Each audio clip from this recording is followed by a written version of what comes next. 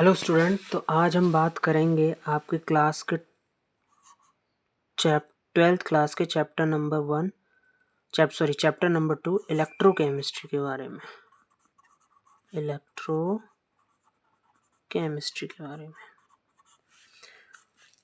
ये बहुत ही important chapter है आपके 12th क्लास का। तो इलेक्ट्रोकेमिस्ट्री की बेसिक डिफाइन हम पढ़ें तो it is the branch of chemistry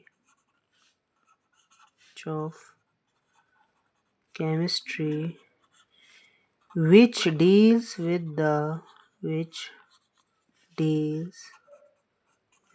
the study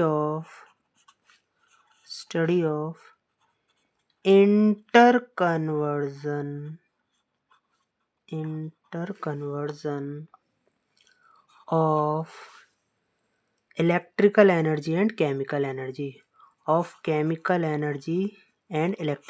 ये भी कह सकते हैं of chemical energy and electrical energy. Electrical और केमिकल एनर्जी के बीच में इंटर कन्वर्जन की स्टडी हम इलेक्ट्रोकेमिस्ट्री में पढ़ते हैं।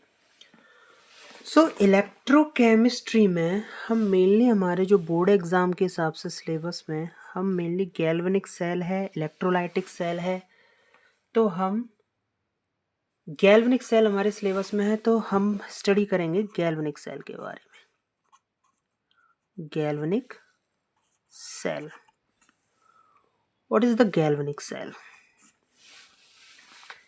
Galvanic cell, in short, we can understand by drawing the figure like this. These are the two half concentration cell. What are these?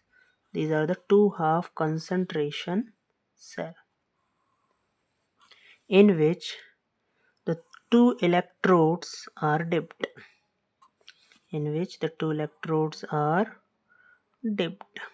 Just like that. One is cathode and one is anode. One is cathode and other one is anode. So these are also in which the electrolyte of 1 molar concentration solution is immersed.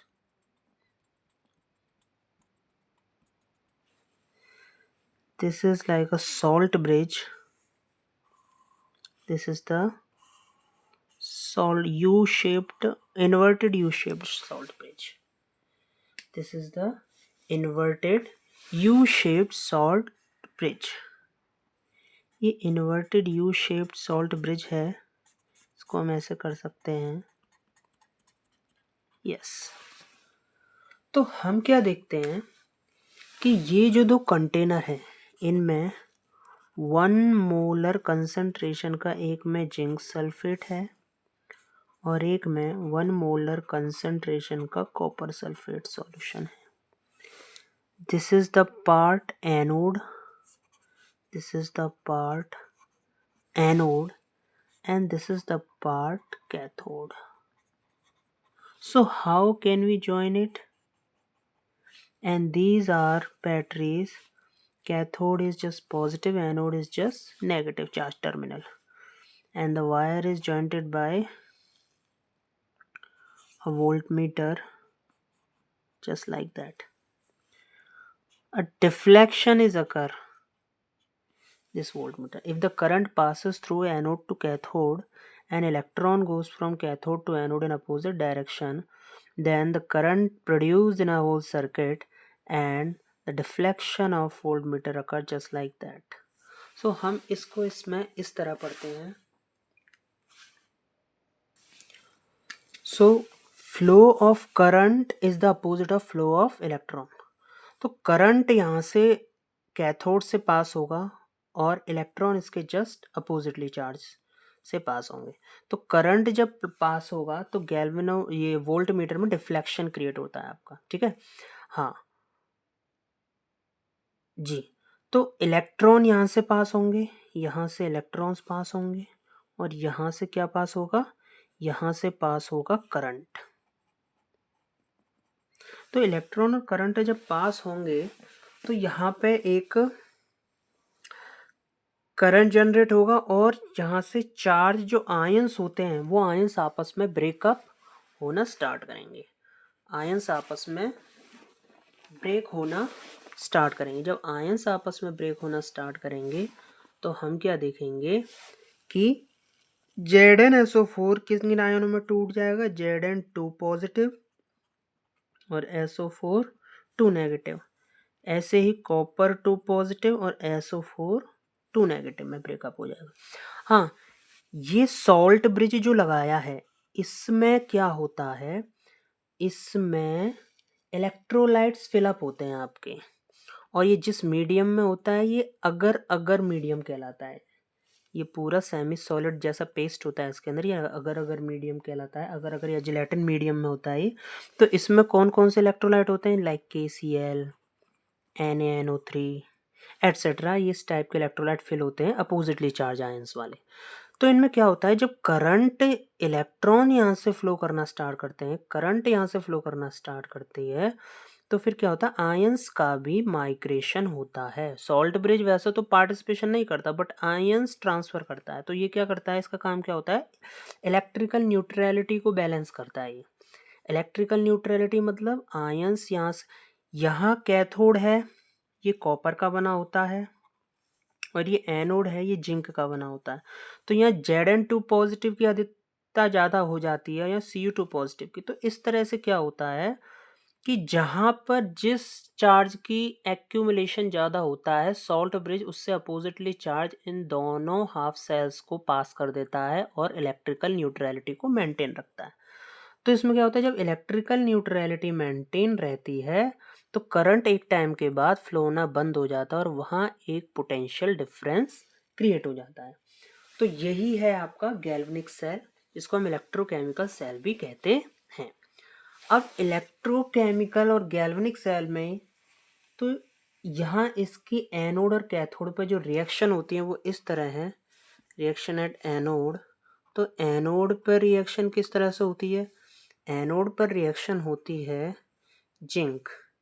Zinc में से क्या हुआ, Zn2 positive हो गया। क्यों, क्योंकि इसमें से 2 इलेक्ट्रॉन यहाँ से क्या हुआ, निकल गए थे। कैथोड पे जो रिएक्शन होगी वो इस तरह से होगी कि कॉपर में क्या हुआ कि 2 इलेक्ट्रॉन ऐड हो गए, तो इस तरह से यहाँ पे Cu बन गया। ठीक है, तो यानी कि एनोड पर क्या होता है, एनोड पर हमेशा ऑक्सीडेशन होता है और कैथोड पर हमेशा क्या होता है, रिडक्शन होता है। तो ये चीज़ ध्यान रखनी है आपको। तो और एनोड पर ऑक्सीडेशन, कैथोड पर रिडक्शन। तो अब सॉल्ट, हाँ, और अब इसके सेल रिप्रेजेंटेशन की बात करें कि हाँ भाई सेल का रिप्रेजेंटेशन कैसे करते हैं, EMF ऑफ सेल कैसे निकालते हैं। तो सेल रिप्रेजेंटेशन जस्ट लाइक ऐसे किया जाता है, सेल रिप्रेजेंटेशन। तो सेल रिप्रेजेंटेशन कैसे किया जाता है आपका, कि जैसे A है, A डिनोट्स फॉर एनोड, बहुत से ABC करके याद रखते हैं, एनोड ब्रिज कैथोड। तो लिखा कैसे होता है, A, ये ब्रिज फॉर्म में ये डबल लाइन और ये कैथोड। फॉर एग्जांपल कोई भी सेल के लिए इस तरह से लिखा होता है कि जैसे ऑक्सीडेशन हो रहा है तो जिंक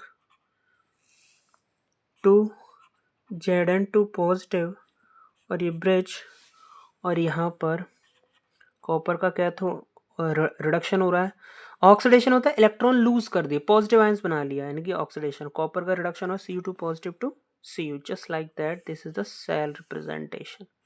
ये सेल रिप्रेजेंटेशन कहलाता है। यहाँ पर क्या होता है कि जिंक की कंसंट्रेशन मेंशन होती है। क्या होती है, जिंक की यहाँ पर कंसंट्रेशन मेंशन होती है। जस्ट लाइक फॉर एग्जांपल मैं लूँ, फॉर एग्जांपल यहाँ पर जिंक की कंसंट्रेशन मेंशन होती है। फॉर एग्जांपल मैं लूँ तो 0.01 मोलर कंसंट्रेशन का, और यहाँ पर कॉपर की कंसंट्रेशन मान के चलो मैंने इस तरह से ले ली 0.02। तो फॉर एग्जांपल मैंने कोई भी एग्जांपल ले लिया, तो ये कंसंट्रेशन यहाँ पर मेंशन होते हैं। इस तरह से हम पूरी गैल्वेनिक सेल को के बारे में इजीली स्टडी करते हैं कि हाँ जहाँ जिस आयन की एक्युमुलेशन ज़्यादा हो जाती है उससे जस्ट अपोजिट चार्ज आयन, ये जो इलेक्ट्रोलाइट्स हैं K positive C L negative, suppose करो जहाँ जिंक पॉजिटिव की ज़्यादा होगी तो वहाँ सी एल नेगेटिव आके इसको न्यूट्रल करेगा, यहाँ सी यू टू, यहाँ S O four two negative की ज़्यादा होगी तो यहाँ पर के पॉजिटिव या एन ए पॉजिटिव आकर न्यूट्रल कर देगा। तो यहाँ ये तो न्यूट्रलिटी को बनाने का काम कौन करता है? सॉल्ट ब्रिज करता है। It maintains the electrical neutrality and provide the medium. तो अब इसमें आगे बात करेंगे ईएमएफ ऑफ सेल कैसे निकालते हैं या सेल पोटेंशियल कैसे निकालते हैं। तो सेल पोटेंशियल क्या होता है? What is cell potential? Cell potential हम इस तरह से कैलकुलेट करते हैं कि सेल पोटेंशियल क्या होता है? The difference of potential between electrodes of cell. क्या क्या कहलाता है? Simple cell potential the difference of potential. ये इलेक्ट्रोड कहलाते हैं। ये इलेक्ट्रोड है, ये ऑक्सीडेशन इलेक्ट्रोड है, ये ऑक्सीडेशन हाफ सेल है, ये रिडक्शन हाफ सेल है। तो ये इलेक्ट्रोड्स हैं ये, तो इन पे जो पोटेंशियल डेवलप होगा वो इलेक्ट्रोड पोटेंशियल कहलाएगा। और सेल पोटेंशियल क्या होता है? The difference of cell potential is the difference of potential between electrodes of cell, electrodes of a cell, which causes flow of current from one electrode at higher potential, which causes flow of current from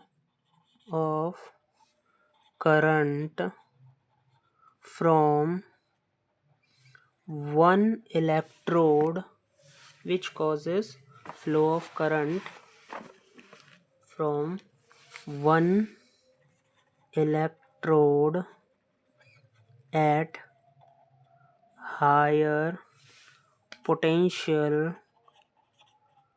to another electrode at lower potential,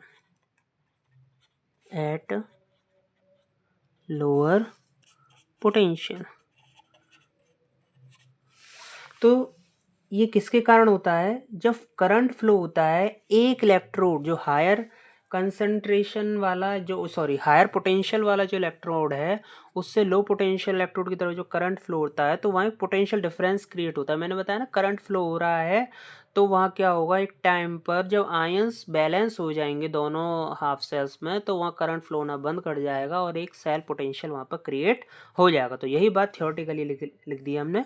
इसका formula होता है E cell equal to E cathode minus E anode. It's like a formula of the. अब यदि standard cell potential की बात करें या standard electrode potential की बात करें,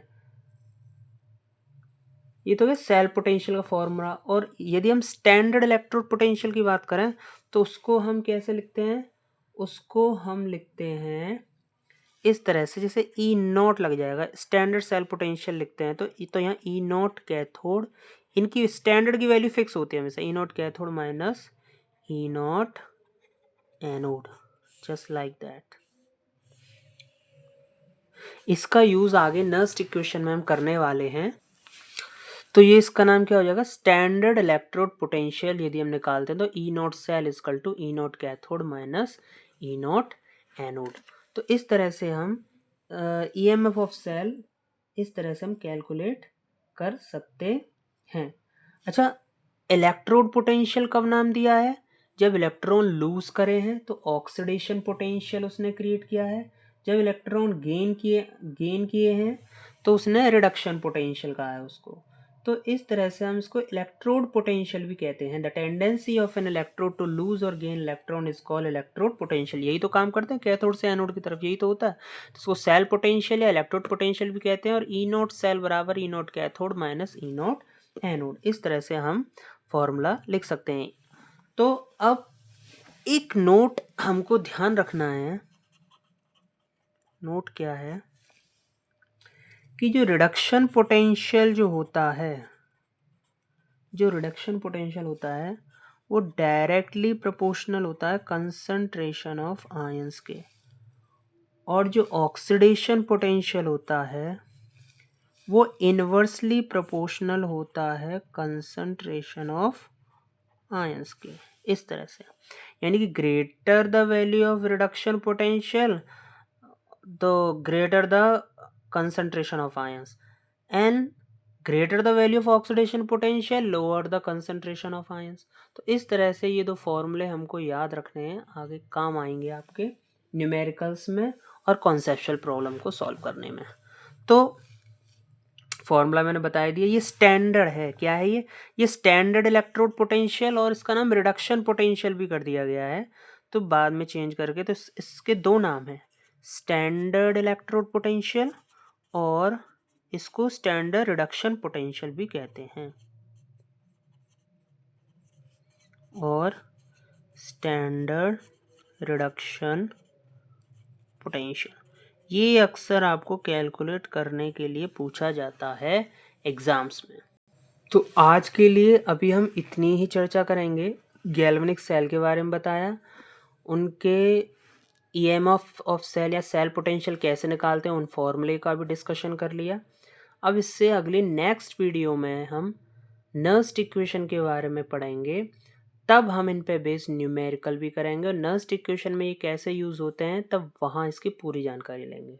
यदि आपको वीडियो पसंद आया हो तो वीडियो को लाइक करिए, चैनल को सब्सक्राइब करिए, ताकि और इससे इंटरेस्टिंग रिलेटेड आपके लिए न्यूमेरिकल्स भी इन टॉपिक्स पे ला सकूं। Thank you.